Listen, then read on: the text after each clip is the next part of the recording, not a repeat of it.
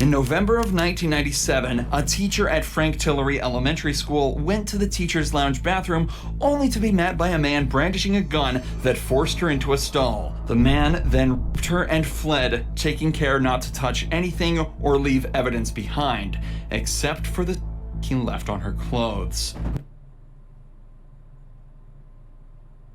We're not even a minute in the video. We're not even a couple seconds. What, like, bro, let me get my intro off first, bro. First of all, the title is when Eva Cox realizes they've been arrested. How do you end up in this position to begin with? First of all, me personally, I would never let a cop put their hands on me like this. I don't care, look, like. Okay, look, I got a quick question for y'all. Would y'all die about y'all respect? Like, I know a lot of people, like, they be like, nah, bro, he can't disrespect me. Like, okay. Like, some cases, you just gotta let it slide. Cause, like, say there's, like, a group of, like, 30 niggas against you. Like, and they, like, you say you just pull up in the wrong hood. Like, what your bitch ass doing here? Look, you gotta think logically. It's like, yo, I'm outnumbered 30-1. This not even my hood. So like if I play it smart, I can either make it out of here and maybe like address it later, or if I really stand on all 10s, I'm done right here today. So me personally, I'ma just have to take that disrespect. But we definitely have to spin the block, because there's no way. Like just certain cases you just gotta let it slide, cause like. And then if you are a person of value and you have like worth and you got like something to lose, it's like you got me. Like LeBron James is not throwing his life away because somebody called him a bitch. Like I put everything I got. Like I put the house on it. I put my phone. I put everything. LeBron is not throwing his life away because somebody called him a bitch. Cause look, LeBron know who he is. Bro, anyway, y'all, we almost at 500 subscribers. Make sure you like, comment, subscribe, share with your mom, your dad, your uncle, your grandmother, your great auntie, everybody, boy, everybody. Welcome new subscribers, new people. Let's go ahead and get to the video. Corrupt cops are everywhere, but what happens when they actually get caught? I can't believe what you're telling me. Here are 5 shocking examples of when Okay, let me really look at these boys. Okay, let's see who look corrupt. Bro, look like he got a good family at home. Like, bro, nah. I ain't gonna lie. He look kind of crazy, but like, he might just be looking tired in this photo. Like Mike, he's a good guy. Look at him. Like, he got 2 daughters, man. He wanted a son, but his daughters play softball. Like, come on now. James a good man. He just be going to the bar on the weekends. Like, Steph, yeah, she for sure. Look at the smile. Look, I know this is like the what happened in the incarceration picture. Yeah, this is definitely one of those. Nah, he look like what's that man name? Mark Zuckerberg. Bro, cool. Grant? Yeah. Hell no. Cops realize they're going to prison, starting out with Detective Michael Neely, who was found in a hotel room sitting on top of his police chief's dead body. Damn, Mike and his Mike! chief Johnny Miller were away for a conference, and one night the two went out looking for a couple of drinks. But after a long night of drinking, Mike woke up in police custody and was immediately taken to the very same room he'd been interrogating suspects in for the last 10 years. Mike! I just gave you all that credit. What happened to your 2 daughters, man? But this time, it wasn't him asking the questions. So tell me, Mike, you guys flew out of Tulsa? Oklahoma City. Oklahoma City, okay. And to Pensacola? Yep. Was it a direct flight? Nope. Where'd you guys stop? Houston. Mm-hmm. All right, and then from there? Got to the hotel. That's it. Mike is keeping all his answers short, which is a good idea in this situation. But it's up for Mike? debate whether it's because he knows it's the best move or just because he's still extremely hungover. Any problems? Nah, he's hungover. Like, if anybody who ever drunk in their life, look, you know this. You like, look, like, you know this. Like, your head is throbbing. You just trying to get through the moment. You just trying to make it past. Like, me personally, I go to sleep. When, like, anything I do, like, no matter what kind of alcohol or whatever, but I'm making sure I go to sleep, lay down or something, because that headache is ridiculous. Oh, man, y'all, I got drunk for like the first time, like maybe like a month ago. Yeah, like a month ago. Yo, I threw about 5-6 times, like pure water. Like I thought I was literally like dying. Like I thought I threw up everything I had in me, literally. Like no food though, cause I ain't eat that day at all, for real. I was busy. I was moving. Like crowd, just normal dinner or what? It's a normal Any drinks there or just dining with? couple beers and Was it a Beer's early nasty. dinner, late dinner, or what? it's pretty early. It was I don't think it was dark yet. Tell me what you guys did once you got back to the hotel. That's about it. Just watched football game. That was a Dallas game. Sorry. Mike said the night consisted of a football game and a couple beers. Okay. But in reality, things went much further than that. Talk to me. Tests reveal that both men's blood alcohol levels were around or above 0.3. What that To put that in perspective, a level of 0.4 is widely considered to be a fatal dose, and 0.3 will likely result in alcohol poisoning, a condition that can lead to death and loss of consciousness. What? Why? Whoa. You at risk of coma and death. Bro, look, these niggas was drinking for some reason. Like, they had to do something crazy. Like, their life had to be in the gutter, boy. Like, what in the heck? Like, I would never in my life. Like, you are, like, you know how you get drunk? You are drinking past the point of that. Like you know how, like, you, like, swoozing a little bit? He's still going. Wait, whoa, what's my hand movement doing? I gotta lock in. What am I doing? Either way, Whoa. both men will have been completely out of control of their own emotions and actions, likely leading to the horrifying events that occurred that night. Okay. Do talk you to me. remember hotel staff or hotel employee coming up and telling you guys to keep it down? I don't remember that. So what is the last thing you remember as far as that evening up until the football game? I mean, I know you're asking me questions, but can I ask you a question? Absolutely. Nigga. Okay, homicide. Who is dead? Dead. Dead. Yes, sir. I guess I probably don't have anything else to say then. I've got nothing to say to you. Mike was initially told he was brought in for a homicide investigation, but only now told that it's his police chief Miller who died. Remember, Mike was so drunk last night that he almost certainly doesn't remember a thing. So knowing how bad his current position is, he decides to invoke his right to silence, telling the cops that he's got nothing else to say. That's valid. But these are trained detectives, and they're about to put all their years of experience to work. Michael, you've been charged with second-degree murder. What? Okay. I Investigate. had no idea what I was being charged with. Yeah, you're being charged with second-degree murder, and you're fixing to be booked in the Escambia County Jail with no bond. And we've already notified your wife Okay. and The victim, I'm assuming. yes. Okay. You have any questions for us? I mean, I've got 1,000 of them, but I mean, really doesn't make it. Well, I mean, sure it does. I mean, if you want to talk, we'll sit here and listen to you talk. I mean, we'd love to know what the heck happened. But I mean, that's up to you. I mean, we'll answer your questions, in return. So I would love to know what happened to. Like y'all question me like I don't know. I was drunk as hell. I don't know. well, I mean, do you want to continue to talk to us? If you do, then I mean, we'll tell you what happened. I mean, I would love. I would like to know what happened. Yeah, please tell me. Because I'm telling you, I don't have any memory of any of this shit, and I'm shocked. Do you want to continue talking to us? Yeah, I mean, I'll continue to talk. I'd like to know what happened. The detectives used two techniques here to persuade Mike into staying with them. Okay. First, they're reminded of the position he's in, almost threatening him with the punishments he's immediately facing. Then they ask if he has any questions for them. Obviously, given that they know Mike has no recollection of the previous night's events, Of course. he'll be scrambling to figure out what happened and if there's any way out of it for him. Imagine you woke up in a jail cell being told you're going to prison for killing your boss while blackout drunk. You do everything you could to piece together that night's events. Mike is now... I'm like, first of all, why you just blaming me?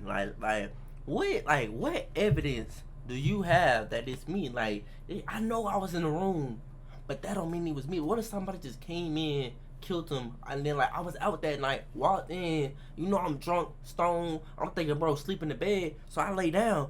Like, you feel me? Like what? Like, I'm shocked too. Now starting to realize What? that's his only option. Watch how his demeanor changes as he starts to almost join in his own investigation. I'm trying to get you to figure out what's the last thing you remember. And if the last thing you remember was watching football, do you remember drinking? Yeah. Okay. Were you drinking the vodka?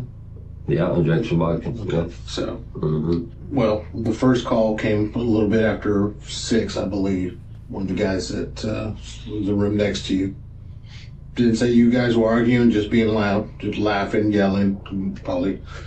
So the next noise complaint came out about 9 minutes till 10. This time he can't get anybody to come to the door. All he hears, he's knocking. He hears just grumbling, grunting, uses his car to get in, is on the ground between the bed and the wall. You are sitting on his chest. His face is beaten.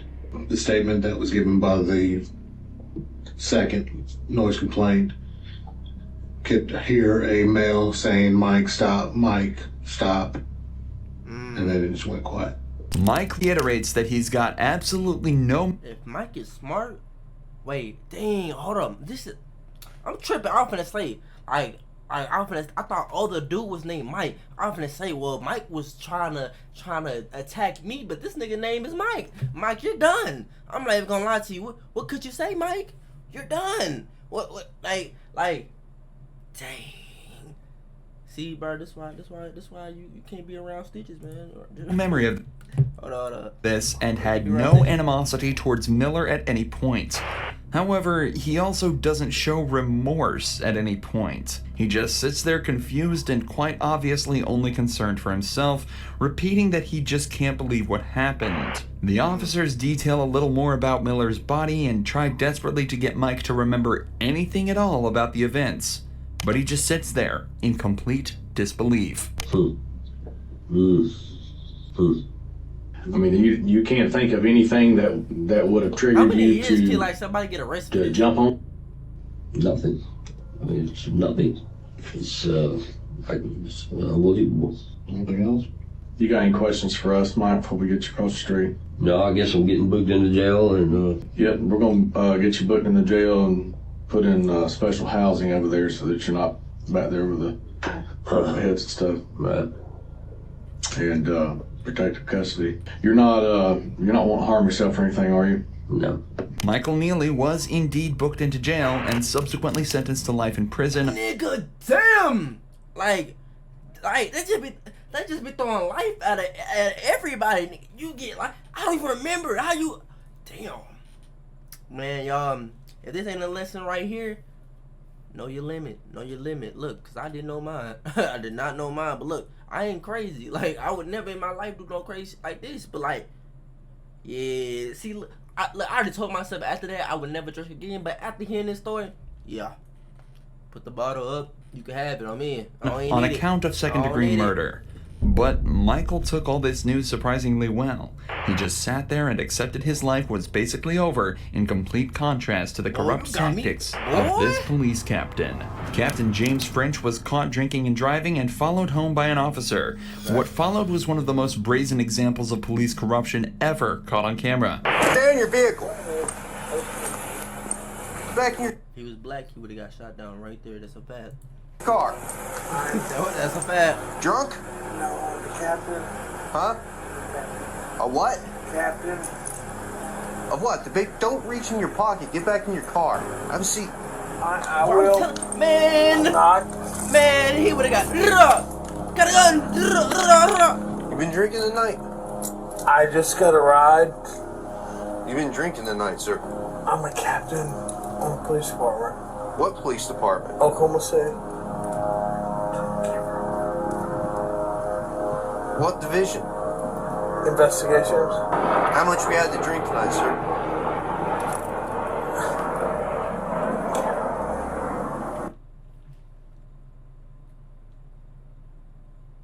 You thought that was gonna work on me? Nigga said, turn the camera. Sir.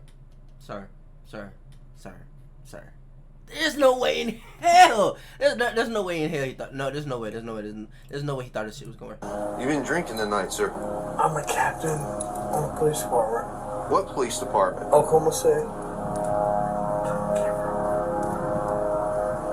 What division? You Investigation. look stupid. How much we had to drink tonight, sir?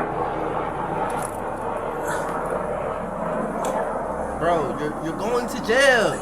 Huh? I'm not turning my camera off. Okay. This guy isn't just drunk. He's absolutely hammered, even to the point where he thinks the camera can't hear him whispering. But despite the captain's pleas, the officer refuses to turn off his camera and continues with the investigation. Go ahead and step out of the vehicle. Man, I You swear gotta be to kidding me. How much we drink tonight, sir? I was at a poker game. Uh-huh. Because you're swerving all over when you turn up here, you didn't use your signal. I'm sorry. How much you drink at your poker game? Not much. Not much. you How smell much your is not words much? like a mother. I don't know. Beer, liquor. How Beer. many beers? 7. 3 or 4. He lying. 3 or 4? How long ago was that? It's been going on a while. How long ago did you drink your last beer, sir? What time is it now? It's 0140. Midnight. Why he just didn't say 140? Bro said 01, and he said midnight. You think you should drive it? No, but I came from 4 blocks. Your mom lives here. I live here. You live here. Yes. What you mean his mom? Go into the rear of your vehicle. Okay. You got any weapons or anything on you? I do not, sir. Those must have been a strong few beers, as not only was he stumbling over his words, but apparently also swerving across both lanes on his way home. The captain is then searched and told to stand in the open where he's tested on his balance and sobriety. Hands down by your side, please. Look straight ahead. You see the tip of my pen, sir? I do. I want you to follow the tip of my pen without moving your head, okay? Come over here, it's a little bit more level. I'm going to demonstrate for you first. While I'm demonstrating, I want you to stand with your feet together, hands down by your side, just like this. All right, sir? What's your name? Matt French. Matt French. Mr. French, stand just like that for me. When I tell you to begin, okay, I'm just going to demonstrate for you first. I want you to pick a foot of your choosing. It doesn't matter if it's your left or your right foot. I'm familiar. And I want you to lift it approximately 6 inches off the ground. And while you look at your toe, I want you to count by 1,000. It's 1,001, 1,002, 1,003, 1,004, Thank God I ain't never been 1,005, this drunk. so on and so forth until I tell you to stop. At any point in time, you lose your balance or your foot touches the ground, just go ahead and pick your foot back up and continue to count, okay? Do you understand these instructions I've explained to you, I Mr. do. French? You may begin. 1,000. Damn. That boy panicking. Bro, we're not turning the cannot, camera sir. off. Please. I know you're aware. Please, what? Man, we got you. Nigga, you're done. You're going to My jail. body cam policy, you know I cannot turn off this body I cam. do. But I'd like to talk to you. Talk to I me can't do then. that, sir. Please. Are you going to do the test or not? Will you please talk to You me? talking I'll right talk now? to you once we're You can done. turn it off, you can turn it on. I can turn it off once I'm done with my investigation, sir. Okay. I'm a captain on this police department. I understand that, sir. I get And I am a that. sergeant on this police officer, and I I've am taken not- an oath to uphold the law. I am I don't not- show favoritism to anyone, regardless. I I- don't care if you're a gangbanger or the president of the United States. Sir, I'm not. Nigga. Man, and y'all be out here saying they ain't no good cops. Nigga. Talking about they ain't no good cops. Hold up. What bro said? Take it back. Once we're You can done. turn it off, you can turn it on. Man. I can don't- turn it off once I'm done with my investigation, sir. Oh, listen. I'm a captain on this police department. I understand that, sir. I get And I am a that. sergeant on this police officer, and I I've am taken not- an oath to uphold the law. I am don't not- show favoritism to anyone, Anyone. regardless. I I- don't care if you're a gangbanger or the president of the United States. Sir, I'm not I like to see asking this. for that. If I was to treat you differently than I was to treat like some Southside loco or some pedo, how's that look on me? Okay. I'm not asking for that. Because You're I wouldn't do asking for that for any of them. Even as the captain begs him to turn his camera off and just talk, the officer stands his ground and states that he has to treat everyone the same or his job and livelihood could be at risk. He's showing a fantastic amount of integrity that unfortunately we don't get to see too often. Likely due to people like this trying to pull rank. They then let me really take the time out to really like give bro his flowers. Like we always be talking down on like our cops and stuff, and you know, we all know there's cops out there that's grimy as hell. We know it. But look, listen. There's a lot of cops like this too. Man, shout out to bro. I hope you're doing good. Man, I don't know what you want in your life, but hopefully everything come to you. Facts. continue with the third and final test, involving simply walking heel to toe for 10 steps. Alright, anytime you're ready, you may begin. 1, 2, 3. Show his feet. 5, 6, 7, 8. 1, 2, 3, 4, 5, 6, 7, 8, 9. That boy just walking. He was Go ahead and turn around for me. Put your hands behind your back. Are you gonna arrest me, sir? Yes, I am. Can I talk to you? No. Go ahead and put your hands behind your back, sir. He cool about it. He cool about it. Now that the investigation is concluded and the perp is placed under arrest, the officer turns off his camera and returns the captain to the police department. Not only was he suspended from his position as Oklahoma police captain, but he was also hit with the regular punishments for DUI, likely amounting to a small fine and a few months in jail. A punishment that Stephanie Lazarus makes look like absolutely nothing. After decades of investigations, DNA evidence revealed that Stephanie was very likely the culprit of a murder committed in 1986. Because of the high-stakes nature of the case, the detectives made sure to meticulously plan this interrogation. Stephanie was— I ain't gonna lie, Shawty do look crazy right there. Hold on, let me click. Like, Shawty do look crazy as hell right here. Like, I ain't gonna lie. Detectives made sure to look at her. Hell nah. I would. Hey, me personally, I look. A lot of faith would have to go into me even talking to this woman, even saying hello, good morning. I couldn't even do it. Look at her. Look at her. She look like she killed somebody. Meticulously planned this interrogation. Stephanie was a really successful detective herself, and she had recently received recommendations for her good work on a theft case. So the detectives used this and brought her in under the guise that they needed help with a case.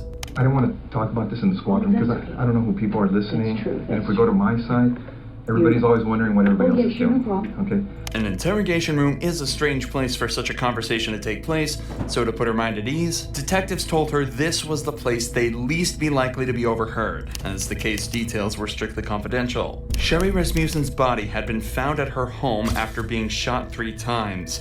At the time, police suspected the murder was a result of a burglary gone wrong, but the case went cold when they couldn't identify the suspect. However, 23 years later, when revisiting the case, detectives found evidence that led them towards Stephanie, a girl who had been trapped in a love triangle with Sherry and her husband, John Rutten. So the detectives decided to bring up John's name to see how she'd react. Are you guys friends? Close friends? Yeah, we're very close friends. I mean, what's this all about? It's a case we're working on and it involves John, and in there's notes and stuff that he... Wait a minute.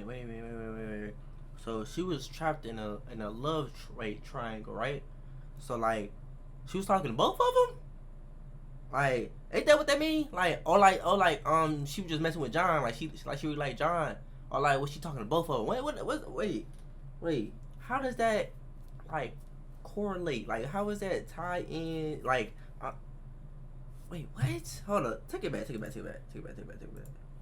Wrong, but the case went cold when they couldn't identify the suspect. However, 23 years later, when revisiting the case, detectives found evidence that led them towards Stephanie, a girl who had been trapped in a love triangle with Sherry and her husband, John Rutten. So the detectives decided to bring up John's name to see how she'd react. Are you guys friends? Close friends? Yeah, we're very close friends. I mean, what's this all about? It's a case we're working on and it involves John, and in there's notes and stuff that he knew you and stuff. Oh yeah, I mean, we were good friends. Lived in the dorms for 2 years. Was there ever any relationship or anything that developed between you guys? Yeah, I mean, we dated. You know. Okay, so you dated John. I mean, what's this all about? Well, it's relating to his wife. Both the detectives and Stephanie have tried to seem as friendly and relaxed as possible around each other, but Stephanie is obviously starting to get very anxious at this point. Even though the detectives gave a somewhat believable excuse, She is now in an interrogation room faced by 2 detectives being questioned about a girl she supposedly murdered 20 Wait, years. so is this Stephanie right here? Because if this like Stephanie, I see back wherever I said she's bad as hell. I would look. She would have had me. I would have said good morning. I would have said good morning, sunshine. Like look. I mean, I would have been in Zion Williamson in that bitch. Good morning, sunshine. What's that video? The sun says hello. Like, Good morning, starshine. The earth says hello. I mean, I would have been just like that. She bad. Earlier, her breathing has become faster and her language is defensive, and her movements have become more erratic. Okay. And you're right. I mean, if you guys are claiming that I'm a suspect, then, you know, I got a problem with, you know, with that. Okay. Okay? So, you know, if you're doing this as an interrogation, you're saying, hey, I'm a suspect. Well, now I got a problem with, you know, now you're accusing me of this? Is that what you're saying? She is Obviously, panicking. you know about all the DNA stuff and things What of that nature the that, hell? you know, gets done on cases nowadays. You know, if we asked you for a DNA swab, would you be willing to give us one? Maybe. Because now Because I'm thinking I probably need to talk to a lawyer. Stephanie chooses to Yes. provide DNA evidence, hoping her willingness to help out would ultimately prove her innocence. But, unfortunately for her, just 5 minutes later, the detectives decide they've heard enough and put her in cuffs. Months later, after a long and arduous trial, a decision was made by the jury. We, the jury, in the above entitled action, find the defendant, Stephanie Eileen Lazarus, guilty of the crime of murder of Sherry Rasmussen. We further find the murder was of the first degree. Stephanie was sentenced to 27 years in prison. How does she get 27 years, but bro got life? She was literally like out here free for 23 years. Yo, am I missing something? This is worse than me. Like, this is way like she. You know what? What do I don't know the law. It might be me. Maybe I'm confused. Maybe I paused too early. After being hit with a single felony charge of first-degree murder. But to this next cop, Jalen That was Fleer, it? a single felony charge looks like child's play. Can I ask, is this something I should have lawyers on? In April 2020, San Diego police received tips that a man had been engaging in with a local child. 2 months of Man, bro, I gave you the utmost credit. I think I called you Mike Zuckerberg. What is you doing?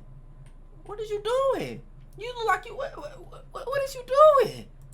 investigation led directly to Jalen and the mountain of questions that desperately needed answering. So, I know that I have a lot to delve into, but I really want to get to know you first, if you don't mind. Definitely. Okay. So, I'm going to lean back and get comfortable. Just because. Are you comfortable? Do you want to take off your duty belt? No, I'm good. Okay. Can you tell me a little bit about your upbringing? Yeah, so I will ask what this is about. Yeah, so we're looking into some allegations that were made. We're kind of, it started with a Crime Stopper report, so we're just kind of going from there.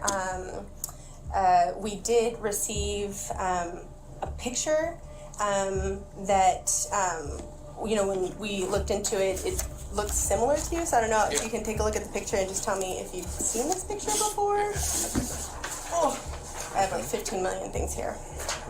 Okay. As soon as the allegations are brought up, Jalen becomes visibly stressed. He leans forward tentatively in his chair, clasps his hands together softly, and clenches his jaw. It's obvious he's worried about whatever he's about to be. Nah, just like you trying to focus. Like I thought. See, y'all be switching it up for everybody. I noticed that. Like when somebody else lean in, it means that they engage, and now it means like oh, he's nervous. Like what, bro? Pick one. You can't feel Joan. The detectives have made it clear that he is not currently being detained and is free to leave at any time. However, she is making a noticeable effort to make him feel relaxed, using a bubbly and friendly persona to put him at ease. So this picture right here. Yeah, that's definitely me. I'm the gross one. Okay, so this picture right here, how old were you when it was taken? 17, I'm gonna guess. 17. 20. Damn. Okay, cool. That makes it very easy. You like a little child. So as far as like the picture, so this photo came up in connection with some allegations about you communicating with a younger female on Snapchat. Okay. Can I ask, is this something I should have lawyers on? Jalen is starting to seem more and more stressed. He begins to sway in his chair more and becomes more closed off with his answers. But the pressure he's feeling now is nothing compared to what the detective is about to lay on him. This, like I said, this photo was sent to this person, so they were in possession of it, and we can't find any connection or reason why this photo would end up with this particular person if it wasn't shared by someone you may know or yourself. Okay. Yeah, my wife wouldn't have done that, so I don't know why she would share that. So. Well, along with the photo came some additional information about your personal life. Okay. And based on some of the information you shared with me today, it seems to add up. Okay. The account that shared the photo. Are we reading this? Unless it get crazy, yo. Unless it get crazy. It said he was my best man, funny guy. Just gotta get to know him. LOL. Why wouldn't you want me to rap my? I'm not reading that. And the information was called J178211, a seemingly random selection of numbers, until you realized that 17 was his college baseball jersey number, 82 was his high school jersey number, and 2011 was the year he graduated in. Okay. If this account was operated by a so-called enemy of Jay, they'd sure done their research. Jay, I'll be very honest, I want to know the truth. Yeah, no, I've never even heard of that account. Okay. Have you ever shared any images of your with anyone? Yeah. Okay. And how many times? That is a crazy thing to admit to. I don't think I could ever in my life admit to that. Like he didn't hesitate. Like damn. To be honest, I want to. Yeah, no, I've never even heard of that account. Okay. Have you ever he might be playing chess, shared though. any images of your with anyone? Yeah. Okay. And how many times would you say you've done that? A lot. Did you ever share any videos of you having with anyone? With anyone? No. I've always had personal videos of me and my wife. That was it. And my ex actually had one. Oh my god. Yo, look, I know I'm pausing. I know, my bad. Just one thing. I'm gonna try not to pause no more. Like, first of all, how do you end up in this? Just be good, man. So you ain't gotta admit to nothing like this. Just, oh my god, like I couldn't even imagine. No, just no way. Jalen then rightly decides that he's already answered enough of the detective's questions and asks him for a lawyer. However, unfortunately for him, he's quickly handed a search warrant, allowing the police to seize DNA, his phone, and his car. Police used this to gather a mountain of evidence against Jalen and, just a few weeks later, turned himself in. Jalen was charged with 20 felonies, including engaging in lewd acts with children under the age of 14, pandering children under 16, and engaging in the child under the age of 16. A few months later, he was sentenced to 12 years in prison, a fraction of the amount Grant Hardin received after a murder investigation led to the shocking discovery of a crime committed over a decade earlier. Grant has been apprehended on suspicion of murder, but the secret he was hiding would end up making him so desperate, he would try everything he possibly could to escape. On the 23rd of February, James Appleton had pulled into a parking lot on Ganridge Road to take a phone call with his brother-in-law. Suddenly, a loud banging sound was heard over the phone, and the line went dead. A passerby had spotted a white Chevrolet Malibu parked behind James's car that immediately sped away after the loud noise. When the passerby went to check on James, he was lying dead at the wheel, with a gunshot wound to the head. Gateway, Arkansas is a small town of 400 people, so the owner of the Chevy was quickly determined to be Grant Hardin, a 50-year-old police officer who had lived in this town his whole life. Later that night, Grant's vehicle was stopped at a police roadblock after taking his family out for dinner, and he was quickly brought in for questioning. But unfortunately for everyone involved, Grant's experience in law enforcement would prove to make this interrogation one of the most excruciating and difficult that Arkansas police had ever had to deal with. I'm Detective Chamberlain. I know we haven't met. James Chamberlain. Okay.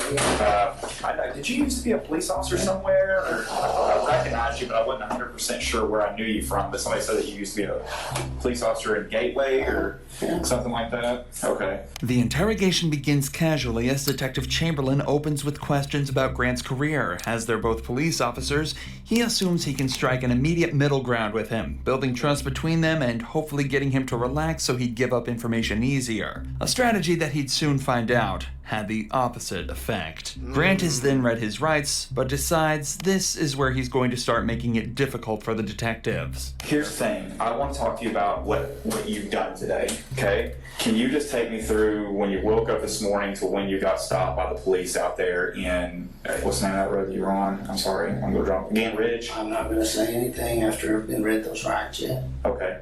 Well, I don't know what's... Yeah, y'all hear that, boys? Yeah.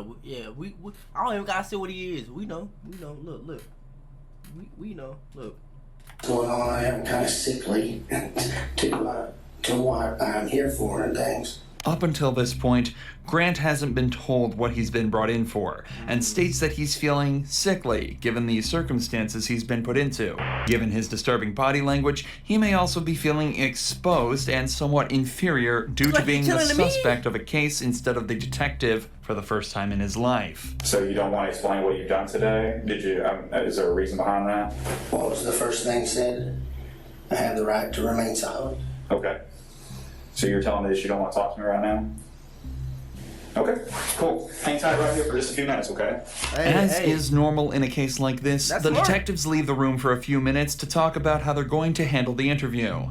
And not only does it give them time to formulate their approach, but it also gives the suspects time alone to worry about what could be going on and form anxiety regarding their situation. At the same time, though, it may also give the suspect a moment to collect their thoughts and generate their own story and approach to the interview, putting the detectives on the back foot instead. Smart man.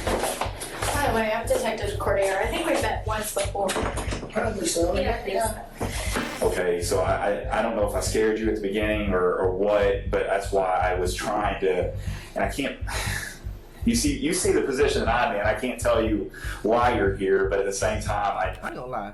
I just thought about it. You must be dumb as to kill somebody when, like, your city is literally known to have 400 people, and you drive, bro, you gotta be slow. I need to rule you out into something. Does that make sense? When the detectives re-enter the room, they try an obviously different approach, this time attempting to set Grant at ease, stating that they just need to clear him from any wrongdoing, and then he's free to go on his way. Many people would, at least subconsciously, be inclined to open up a little more in an attempt to get out of there as soon as possible. But Grant has other ideas. Would you be willing to talk to me about your day, knowing that I need to rule you out of something, or like I'm just, if you didn't do anything wrong today, you have nothing to worry about? Yes, I would have liked to, but before the rights were read, so okay, not knowing what's going on. Yeah, and you understand as a detective, we read those rights to everybody who comes in here. It's not just you. It happens to everybody that walks through this room and talks to us. As a former police officer, Grant is fully aware of all of this. He also knows that staying silent is a right, and should not be used against him to imply guilt. So he continues to refuse to answer any questions to try and shake the cops off. I guess my question is this. Knowing what I just told you, I guess if it was me and I was, if I was in your position, I'd be like, hey, James, I did this, I was at, or Grant, I did this, I was at, here, and here, and I would just be done with it. But at this point, like, I can't clear you from this because you could still potentially be a suspect. I don't know if I'm not explaining it right or what is going on here. Fine. I just have to, once the rights have been read, I have to, it says I have the right to be silent. Yes. Okay. So I'm gonna be Just tell me silent. this. I know you were a police officer before, right? You're a police officer in Gateway? It's an easy yes or no. I'm being silent. Well, I can see that. We can do this all night. I mean, it doesn't bother me. You're going to continue to be a suspect until I find out otherwise. Okay. Unfortunately for the detectives, Grant is exercising perfect form within this interrogation. Refusing to talk greatly hinders the investigation as a whole and completely prevents the detectives from making progress, all while being completely legal. This is why Detective Chamberlain is starting to appear visibly annoyed and decides to take a break from the interrogation, as letting emotions take control in an investigation like this can be extremely dangerous for the detectives. But once again, this time alone can also give the suspects the chance to come up with a plan. You winning right now. First of all, did you really think they just gonna leave the door unlocked so you could walk? So say the door did open, was you just gonna walk out? That would make you look extra suspicious. Like even you reaching for the door. Yeah, go ahead and stretch a little bit. Oh, you to walk out? Hello, I need to go. You need to go where? Home or get ready for work in a little bit. Okay, we'll just have a seat and I'll get it for you. Okay. Okay. All right, thank you. Hey, Yes, sir. I ain't gonna lie, the door opening shocked the hell out of me. I ain't gonna lie. That threw me completely off. I was not expecting that at all. I'm not ready for you to go yet, so you're not going to be able to go. I've got other things that I'm doing right now, so. Well, I was gonna go. Oh, no, you're not going to go. Okay, yeah, no, you're not. But I went. Okay. Perfect, thank you. Oddly enough, in many other investigations like this, now is around the time where an officer may attempt to come to a decision regarding the suspect. The interview is obviously at a complete standstill and no progress is being made in any direction. The standard protocol would be to either gather the information needed to charge the suspect for a crime or release them based on a lack of evidence. But whether the detective thinks he can extract more information or if it was an ego-based decision, Grant is told to stay and continue the interrogation. The police then try to take some time to piece together more of the story, talking to witnesses to try and place Grant at the scene of the crime. Despite his silence being perfectly legal and acceptable, it greatly increases the detective's suspicion towards him. Suspicion that's only heightened when Grant's wife says that his only alibi was that she thought he was spreading grass seeds at the time of James's death. All signs point towards Grant, and Detective Chamberlain goes back in for round 3. Detective Cordero is talking to your wife right now. I talked to her a little bit, so I've kind of got a timeline of where you were and where you weren't today. We all know what happened, okay? I'm not trying to get you in any trouble. I'm not trying to get her in any trouble. You've got a little daughter, who's 16, who needs her parents, okay? I don't know if you've had a problem with this guy for a while, and this was an accident, or you maliciously chased him down, or what happened. But if I don't get your side of the story, I won't ever know. We're writing a book. You got chapter 1, you got chapter 2, and chapter 3. Chapter 1 is what happened today, what started out today, how your day started. Chapter 2 is what led up to the incident, and chapter 3 is you telling me about what happened to lead you up to that. I know you went to eat, Why you assuming that, like, it's me, though? Like, it still be anybody else. Like, I'm a suspect, not like you don't know for sure. Out tonight. I know what you said at dinner. I know that you went to Lowe's afterwards. I know everything, but I don't know what caused the incident. And if I don't know that, I've got to assume the worst. I'll let you think about it. I'll give you one more chance here in a few minutes, and I'm not going to talk to you anymore. I'm telling you that. Well, what happened? I know, you know. We have witnesses that put you there. They physically ID'd you. The 2 cars that drove by. Look, man, I'm not. I just want to know why it happened. I'm going to sleep good tonight regardless. I don't think you will. At the time of the murder, when the 2 cars were parked up beside each other, the man in the white Chevrolet waved to the passerby past before the gun was fired. As they passed, they were able to get a good look at the driver.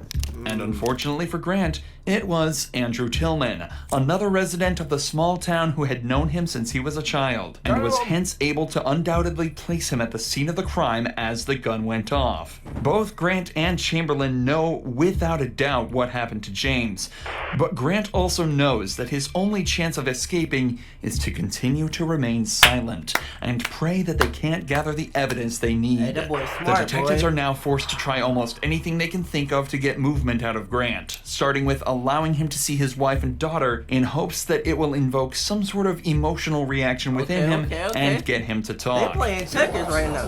No, they're playing chess. Good with that.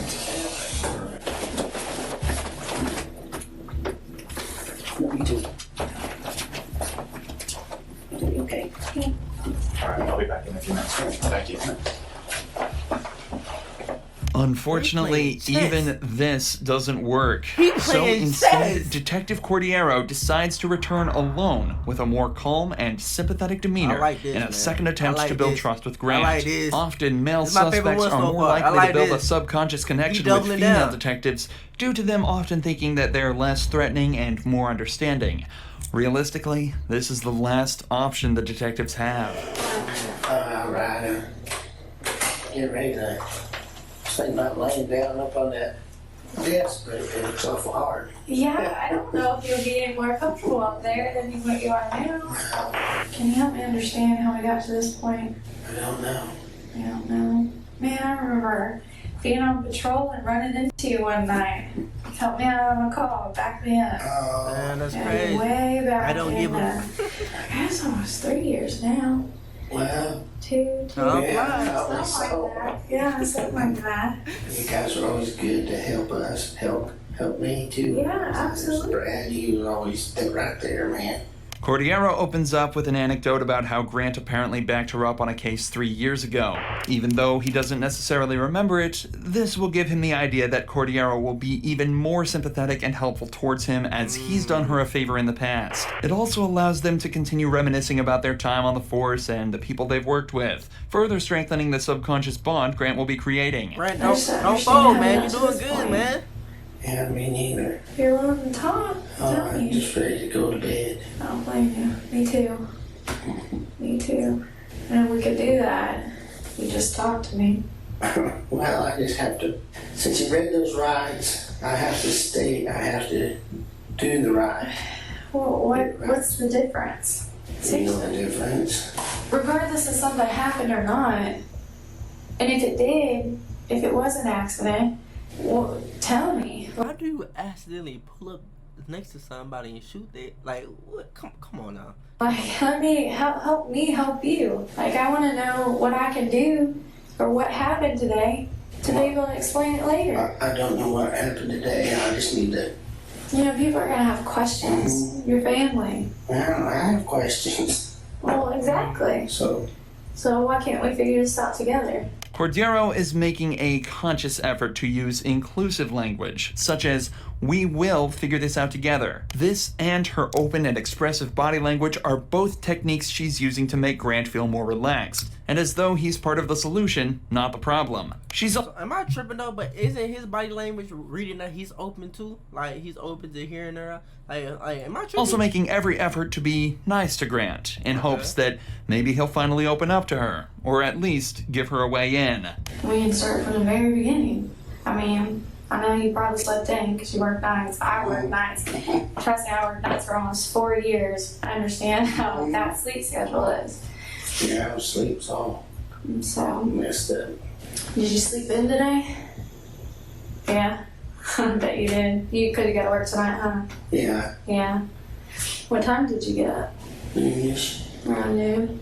That's usually what time I got up too. Did you watch Folded. anything good on TV? Usually that's what I do. I'd eat and watch TV. You folded. I'll look myself Shut up. up a little bit. Oh, shut up.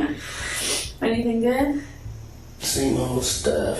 Okay, yeah? okay. On TV. You watch the same episodes? Or like, do you have a specific TV show you would wake up and watch? Well, we watched, my wife always has it on, I can't remember what channel it's called. Bro, Right he's now, folding. TV Land. Oh, okay. I haven't really watched any of that. I couldn't even tell you what it was about. Is your wife like that? Oh, well, I think she'd better watch other stuff, but that. Yeah. It might not be about the case, but finally, Grant is talking, and Cordiero has found her way in.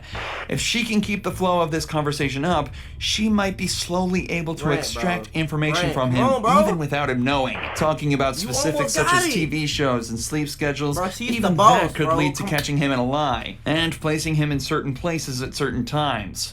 But most importantly, she's building a connection with him and continuing to let him talk, Alright, which what is he increases the chance that he either slips up or decides to make it easier on the detectives and answer a question. But predictably, It's 'cause as it's a soon girl, as bro. I'm telling Cordiero you, started it's 'cause it's a asking him girl. to talk about the case again, he shut down once more, refusing to answer any more questions and staying silent. I think you have a lot to live for. Beautiful family who I've had the privilege of talking to. The way I look at it is you're a man. Men face their mistakes and they own up to them. And they figure out what happened and figure out how to solve it and move on. Like I said, I'm honestly here to help you. I want you to understand that. I basically wouldn't saying, spend my time hey, here if you with got a you if I bitch, say didn't. something. And that something happened today that needs to be If you a real explained. man, You make a like, mistake. if I was a man, I would say something. That's what she's saying. That's literally what she's saying. Even after reminding him of his family, Grant doesn't move an inch. He's a Again, gold. realizing that his only chance of being let off is to not speak and hope they don't find anything. I like you. I like this fella that was a detective here. And I know y'all don't care about any of that and stuff. And I just don't know how to when I haven't had this happen before, being brought in and interrogated for something. So I don't care, but I just don't know how to be silent. Sitting over here looking like a jerk. No, you're not. That honestly, you were far from that. You're very polite. She trying so hard. I appreciate you guys, and I'm just let me go. Can I get a lawyer? Yeah, it's up to you. I want one. But You can obviously something's going on, and I need one. I just want to hear your side, but there ain't nothing to talk I about. want to get a lawyer. Yeah. After hours of almost pointless back and forth, Grant finally asks for a lawyer, meaning that detectives can no longer question him, and concludes the interrogation. But this is far from where the story ends. Dang, Between this interrogation and the final court hearing, Grant and his lawyer both realized that there was simply no way he Look at this nigga lawyer. Look at this lawyer. Yeah. If my lawyer look like this, yeah, I know I'm serving 24 to life in prison. There's no way. was going to be released scot-free. Not only was there a man at the scene of the crime who all but saw him pull the trigger, people were also starting to realize that he'd actually either been fired or resigned from 3 different police force jobs before becoming the chief of police in his hometown. So, on October 16th, 2017, he pleaded guilty to the first-degree murder, but refused to reveal his motive, leaving each member of James Appleton's family without closure to this day. Dang. However, as Grant was being prosecuted, a shocking revelation was made that turned him, a murderer, into a senseless monster of a human being. Okay. As his DNA was being taken, they realized it was already in the system, under an unknown name, for a crime committed almost 20 years ago. In November of 1997, a teacher at Frank Tillery Elementary School went to the teacher's lounge bathroom only to be met by a man brandishing a gun that forced her into a stall. The man then raped her and fled, taking care not to touch anything or leave evidence behind, except for the he left on her clothes.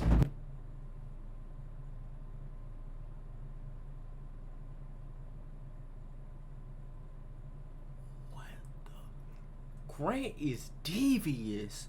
Grant is devious. Grant. Yeah, you got a special place in hell. Oh my God. Oh boy, what the actual what? Local police did everything they could to identify the perp, but after 20 months of effort, the investigation went cold until 20 years later when Grant Hardin's DNA was found to be a perfect match. Wow. And because Rogers police had obtained a John Doe warrant back in 2003, allowing them to arrest an unknown suspect and bypass the statute of limitations, he was hit with the 14-year sentence for his on top of the 20. The system is messed up. The system is messed. How is everybody else getting life? But this he did the R word. Then he murdered somebody. And he only got I swear. Look, the system's messed up. The system's clearly messed up. I'm done talking about it. I'm in disbelief. Yo, just make sure you like the video. Love y'all. Just stay safe. I don't know what to say. We out.